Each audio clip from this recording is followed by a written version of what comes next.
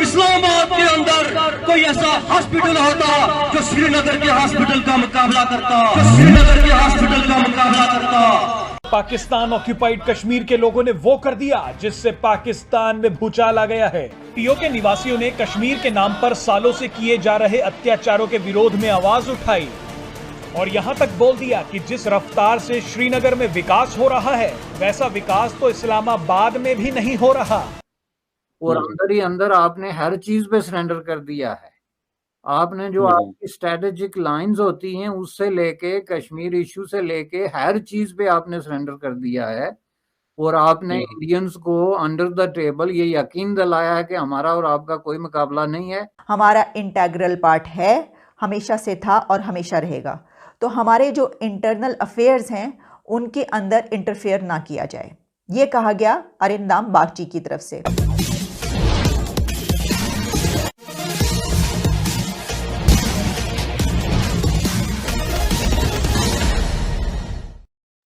पाकिस्तान की मीडिया में इस बात को स्वीकार किया जा रहा है कि इमरान खान सरकार ने जम्मू कश्मीर को भारत का हिस्सा औपचारिक तौर से मान लिया है, केवल उसे पाकिस्तानी जनता से अब छिपाया जा रहा है। यह भी कहा जा रहा है कि अब वह दिन दूर नहीं जब गिलगित बल्तिस्तान और पाक ऑक्युपाइड कश्मीर दोनों भारत का हिस्सा हो जाएंगे। चीन भी अब इस मामले में पाकिस्तान की कोई मदद नहीं कर पाएगा। इसी पृष्ठभूमि में हो रही पाक मीडिया की परिचर्चा आइए सुने। और ये कॉन्स्पिरेटोरियल मॉडल जो क्रिएट किए जाते हैं कि हमें शायद खतरा है, ठीक है, खतरा सबको ही होता है। आपके प्राइम मिनिस्टर ने श्रीलंका में जाके हिंदुस्तान और श्रीलंका के इख्तिलाफात दूर करने की, भाई आपको अपने हिंदुस्तान के साथ जो है वो ताल्लुकात दूर करना तो दूर की बात है, आप टेबल पे नहीं बैठ सकते आमने सामने। ये अलग बात है कि आपने खुफिया सारे चैनल खोले हुए हैं और अंदर ही अंदर आपने हर चीज पे सरेंडर कर दिया है। आपने जो आपकी स्ट्रेटेजिक लाइंस होती हैं उससे लेके कश्मीर इशू से लेके हर चीज पे आपने सरेंडर कर दिया है और आपने इंडियंस को अंडर द टेबल ये यकीन दिलाया है कि हमारा और आपका कोई मुकाबला नहीं है। अपने अवाम की दिलजोई के लिए हम ये बयानात देते रहेंगे, आप जो मर्जी करते फिरें। और इस पे मल्टीपल किस्म की तस्दीकें आ चुकी हैं, वेरिफिकेशंस फ्रॉम डिफरेंट पैकेट्स कर चुके हैं कि वो चीन के साथ अब सर्द जंग खत्म नहीं स्टार्ट कर रहे हैं। अब उस सर्द जंग के अपने प्रोसेस में सिलसिला अमल में मुमकिन है अगला कोई हल निकल के आए, चूंकि ये जाहिर है मैच्योर कंट्रीज हैं, इनके बिजनेस इंटरेस्ट हैं, बहुत सारी चीजें, जरूरी नहीं कि ये लड़ाई पे जाके एंड अप हों। मुमकिन है ये कोई रास्ते निकाल दें जो बार्गेनिंग के मुख्तलिफ इनके जो रास्ते हैं उनमें से किसी एक को अडॉप्ट कर लें। हम ये बात नहीं करते, लेकिन इसमें पाकिस्तान का क्या रोल है भाई? वो जिस मुल्क का अपने सबसे करीब तरीन और सबसे ज्यादा हिस्टोरिकली सिमिलर किस्म का मुल्क इंडिया के साथ जो है वो किसी तरह की कोई राव रस्म नहीं हो सकती, जिसका अफगानिस्तान उसको आंखें दिखा रहा है और कल उस वहां से जो है वो दहशतगर्दों ने आपके 5 फौजी मार दिए और आप कह रहे हैं हमारा सब्र का पैमाना लबरेज हो रहा है। ईरान के साथ आप देख लें, 3 पड़ोसी इन रो जिनके साथ आपके ताल्लुकात जो है वो ऑलमोस्ट ना होने के बराबर है। कि कश्मीर हमारा इंटेग्रल पार्ट है, हमेशा से था और हमेशा रहेगा। तो हमारे जो इंटरनल अफेयर्स हैं उनके अंदर इंटरफेयर ना किया जाए, ये कहा गया अरिंदाम बागची की तरफ से। क्योंकि पाकिस्तान और चाइना ने कश्मीर पे बात की थी तो उन्होंने कहा कि एक तो ये कि ये हमारा इंटरनल अफेयर है, इसके अंदर बिल्कुल इंटरफेरेंस करने की ज़रूरत नहीं है, इसके ऊपर बात ना की जाए।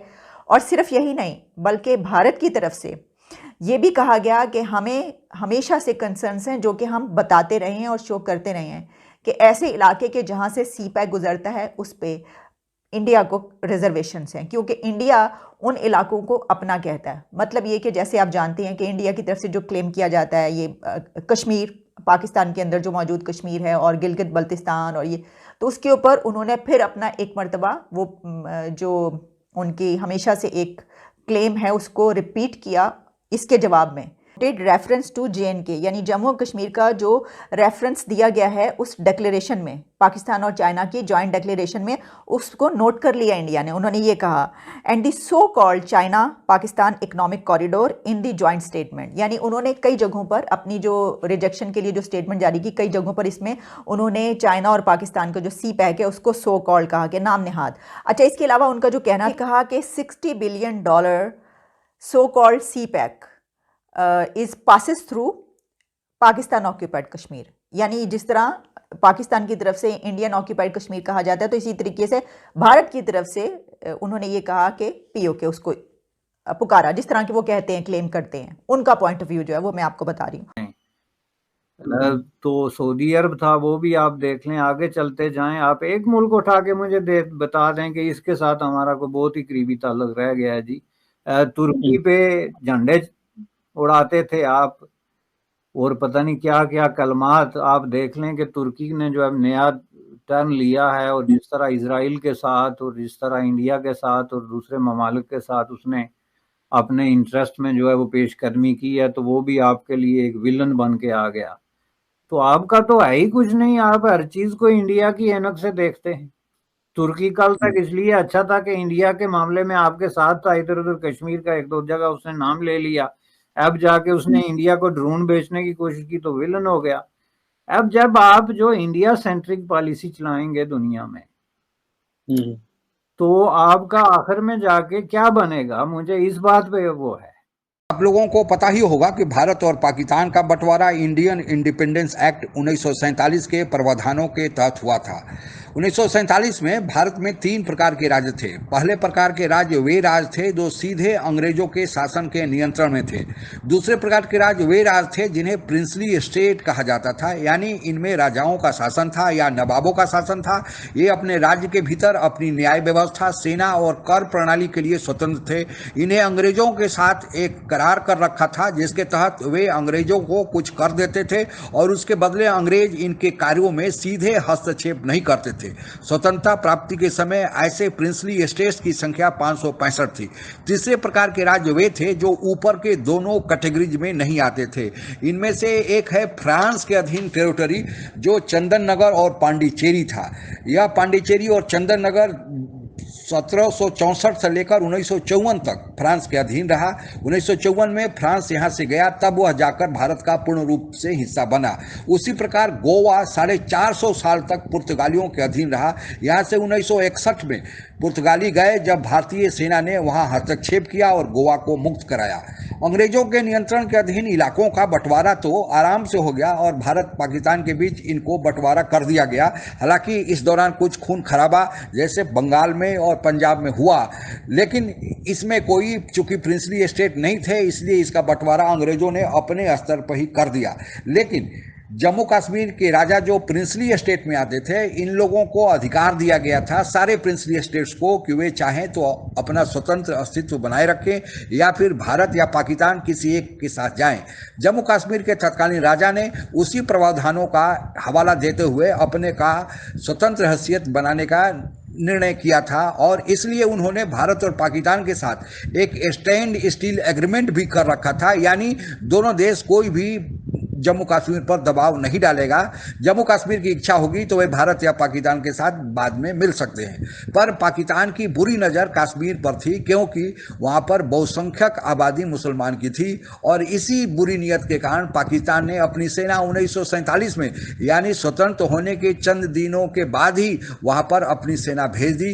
राजा हरि सिंह की सेना ने पहले पाकिस्तानी सेना का मुकाबला करने की कोशिश की, लेकिन पाकिस्तानी सेना भारी पड़ी। तब राजा हरि सिंह ने भारत के साथ संपर्क किया और फिर भारत ने उनके सामने प्रस्ताव रखा कि आप अगर जम्मू कश्मीर राज्य का विलय भारत के साथ करेंगे तब भी भारत आपके मामले में हस्तक्षेप करेगा, आपको मदद देगा।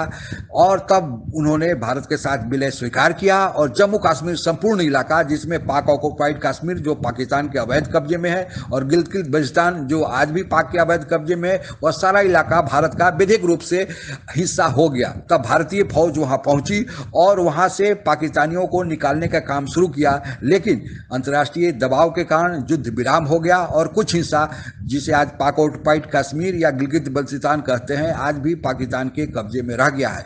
लेकिन पाकिस्तान के लोग जो गिलगित बल्तिस्तान और पाक ऑक्युपाइड कश्मीर में हैं, वे लोग वो चाहते हैं कि वे भारत के साथ आएं, क्योंकि उनके साथ 1947 से ही पाकिस्तानी अत्याचार कर रहा है। पाकिस्तानी सरकार वहां विकास के नाम पर कुछ नहीं करती है, उन्हें उपेक्षित रखा गया है, क्योंकि शायद पाकिस्तान को भी डर है कि एक न एक दिन यह भारत के साथ चले जाएं। इसलिए अब उन लोगों ने खुलकर भारत के समर्थन में आवाज उठाना शुरू कर दिया है, जिससे पाकिस्तान की नींद उड़ गई है।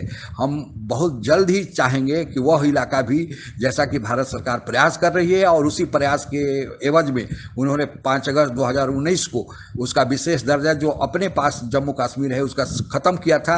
अब बारी है कि जो पाकिस्तान के पास गिलगित बल्तिस्तान और पाक ऑक्युपाइड कश्मीर है उसको भी अपने कब्जे में लिया जाए। आप अगर हमसे जुड़ा रहना चाहते हैं तो कृपया मेरे चैनल को सब्सक्राइब करें तथा बेल आइकन भी दबा दें, ताकि नई वीडियो की जानकारी तुरंत आप तक पहुंच जाए।